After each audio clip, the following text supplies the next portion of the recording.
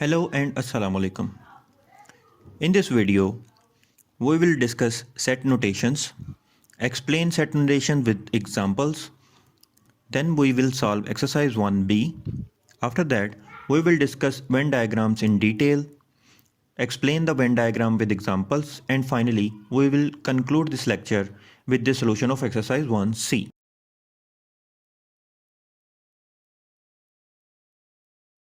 So let's start. What is set notation? A set can be written in three different forms called notations. Number 1, descriptive notation. Number 2, tabular or roster notation. And number 3, set builder notation. Let's discuss them one by one. In descriptive notation, the set is described by a statement and is not placed within curly brackets. In tabular notation, all elements of the set are listed within curly brackets and separated by commas. Whereas in set builder notation, the set is expressed in the form of a rule.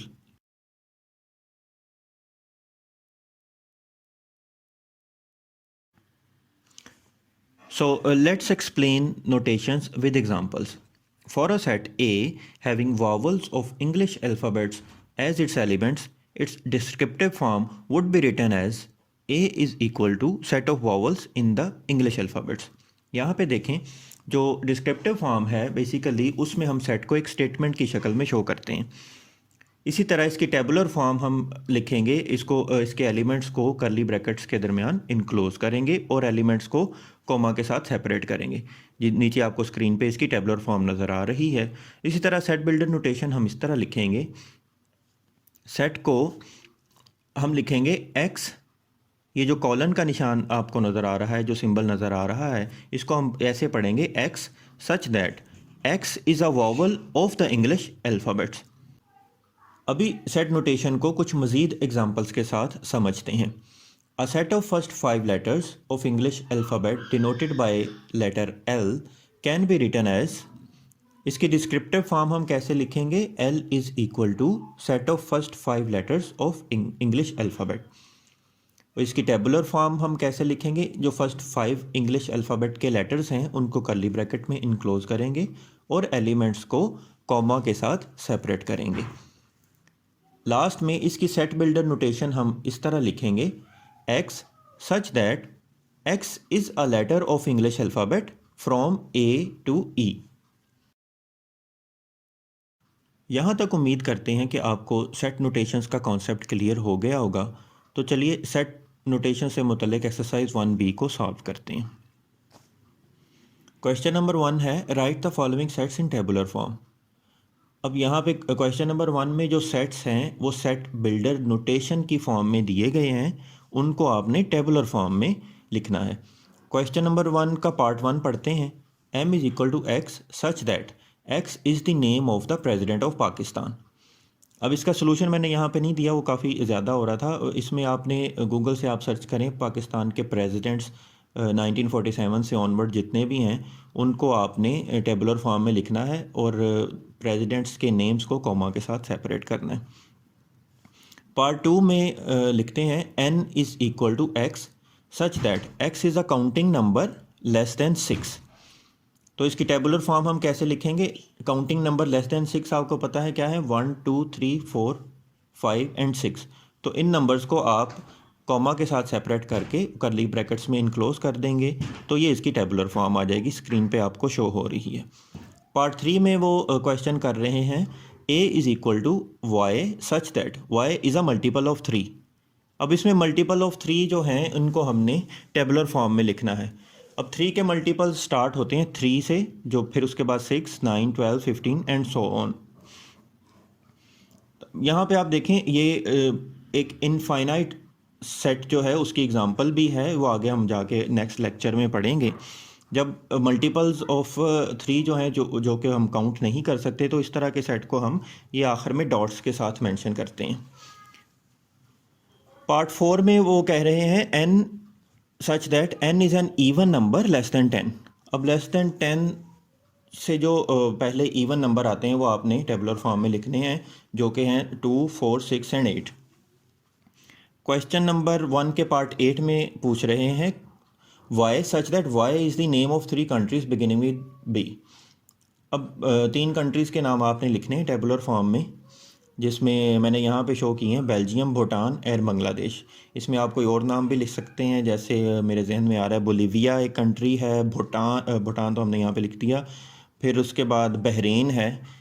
इसी तरह कुछ और countries भी हैं जो वो भी आप इसके अंदर मेंशन कर सकते हैं सेट में, लेकिन 3 कंट्रीज़ होनी चाहिए। चलिए क्वेश्चन नंबर 2 देखते हैं।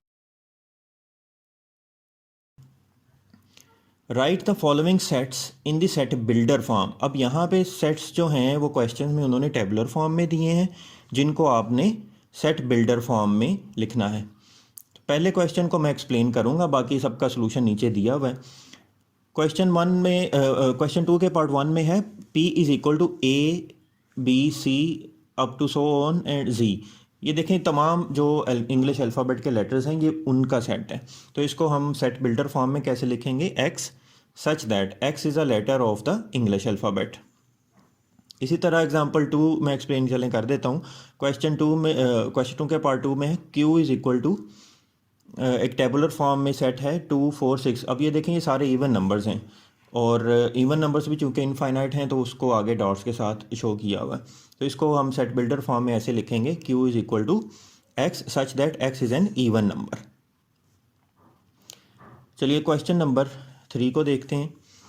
अब 3 में जो सेट्स हैं वो दिए हुए हैं स्टेटमेंट की शक्ल में या डिस्क्रिप्टिव फॉर्म में। इनको वो कह रहे हैं आपने टेबुलर फॉर्म में मेंशन करना है। तो पार्ट 1 देखते हैं। Set of days in a week. अब set of days in a week 7 है, जिनके नाम यहाँ पे स्क्रीन पे आपको शो हो रहे हैं। इनको आपने टेबुलर फॉर्म में लिख देना है। Set of even numbers between 12 and 21। 12 और 21 के दरमियान जो इवन नंबर्स हैं वो हैं 14 16 18 एंड 20।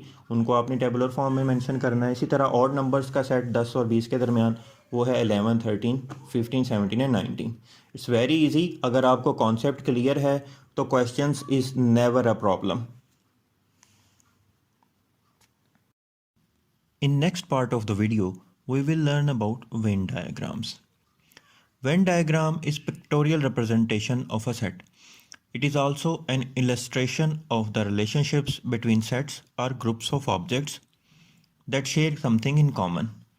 Viewers, वेन डायग्राम को ज़्यादातर सेट्स के आपस के रिलेशनशिप को शो करने के लिए यूज़ किया जाता है, जिसको हम सेट इंटरसेक्शन या यूनियन कहते हैं। इससे पहले कि हम वेन डायग्राम को फर्दर एक्सप्लेन करें, पहले हम यूनिवर्सल सेट के बारे में जानते हैं।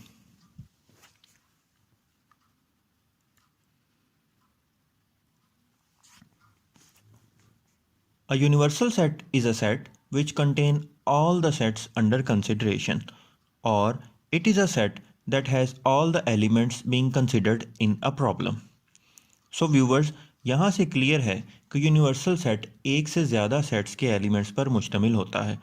Universal set is denoted by a special symbol which has a resemblance to English alphabet U. Now let's understand universal set with an example and how it is represented in a Venn diagram.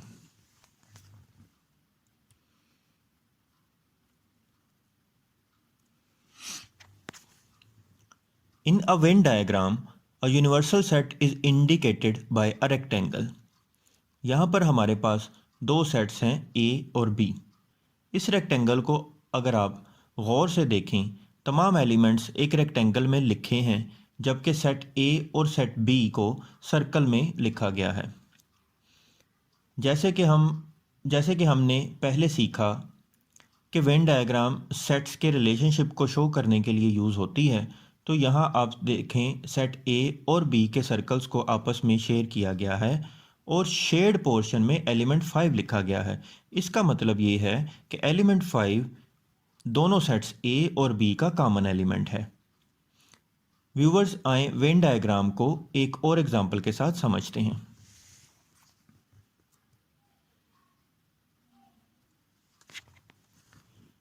Let X represent the set of all notebook computers in the world. Let Y represent the set of all computers in the world that are connected to the internet. And let Z represent the set of all computers in the world that have antivirus software installed. And let its universal set be the set of all computers in the world. अगर आपके पास एक notebook computer और उस पर आप internet use कर रहे हैं लेकिन इसमें एंटीवायरस इंस्टॉल नहीं है तो आपका कंप्यूटर ब्लू रीजन में फॉल करेगा। लेकिन अगर आपने इस पे एंटीवायरस भी इंस्टॉल किया हुआ है तो आपका कंप्यूटर ब्लैक एरिया में फॉल करेगा। इस एग्जांपल से भी आपको क्लियर हो गया कि वेन डायग्राम सेट्स के आपस में रिलेशनशिप को शो करने के लिए यूज़ की जाती है। इसी कंसेप्ट को मज़ीद एक और एग्जांपल के साथ स्टडी और एक्सप्लेन करते हैं। टॉप से पहली वेन डायग्राम देखें तो इसमें ग्रीन कलर सेट ए और सेट बी के तमाम एलिमेंट्स को शो कर रहा है जिसको हम यूनियन कहते हैं। दूसरी वेन डायग्राम में ग्रीन कलर दोनों सेट्स के जो कॉमन एलिमेंट्स हैं उनको शो कर रहा है जिसको हम इंटरसेक्शन कहते हैं। याद रहे यूनियन को हम यू इंग्लिश अल्फ़ाबेट जो यू है उससे ज़ाहिर करते हैं जबकि जो इंटरसेक्शन है इन्वर्टेड यू जो है उस सिंबल से हम इंटरसेक्शन को ज़ाहिर करते हैं। इसी पिक्चर में थर्ड वेन डायग्राम में ग्रीन कलर सेट ए के एलिमेंट्स के अलावा तमाम एलिमेंट्स को शो कर रहा है जिसको हम कहेंगे ए कम्प्लीमेंट। इसी पिक्चर में अगर हम सेट बी को वाइट कर दें और बाकी सारी डायग्राम को ग्रीन कर दें तो उसको हम कहेंगे बी कॉम्प्लीमेंट। व्यूवर्स, मैं उम्मीद करता हूँ आपको वेन डायग्राम का कॉन्सेप्ट क्लियर हो गया होगा। तो चलें इससे रेलिवेंट एक्सरसाइज 1C सॉल्व करते हैं। क्वेश्चन नंबर 1 है draw a Venn diagram of the following sets. Part 1 में कह रहे हैं names of 5 boys starting with A and names of 5 girls starting with S. Viewers, मेरे नज़दीक ये सवाल थोड़ा ट्रिकी है। इसमें हम यूनिवर्सल सेट किसको कंसिडर करेंगे? अगर इस क्वेश्चन में हम यूनिवर्सल सेट दुनिया के तमाम बॉयज़ और गर्ल्स के नेम्स को लें और 5 बॉयज़ के नेम जो ए से स्टार्ट हो रहे हैं और 5 गर्ल्स के नेम जो एस से स्टार्ट हो रहे हैं, इनको एक 1 यूनिट या 1 सेट कंसिडर करें तो इसकी वेन डायग्राम कुछ इस तरह बनेगी। लेकिन इसी क्वेश्चन में अगर हम names of 5 boys starting with A and names of 5 girls starting with letter S को यूनिवर्सल सेट कंसिडर करें और 5 लड़कों के नाम जो कि ए से शुरू हो रहे हैं और 5 लड़कियों के नाम जो कि एस से शुरू हो रहे हैं, इनको हम एक इंडिविजुअल सेट कंसिडर करें तो इनकी वेन डायग्राम कुछ ऐसे बनेगी।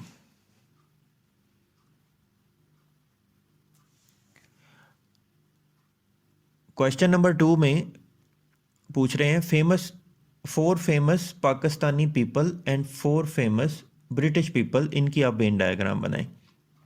तो viewers, I believe it is a wrong question because set is a collection of well defined and distinct objects. Famous is a relative term so it can not be termed as set. Viewers, इसी के साथ इस lecture का इख्तिताम करते हैं। Video अच्छी लगी तो लाइक और शेयर करें, चैनल को सब्सक्राइब करें। मिलते हैं नेक्स्ट वीडियो में, तब तक के लिए अल्लाह हाफिज़।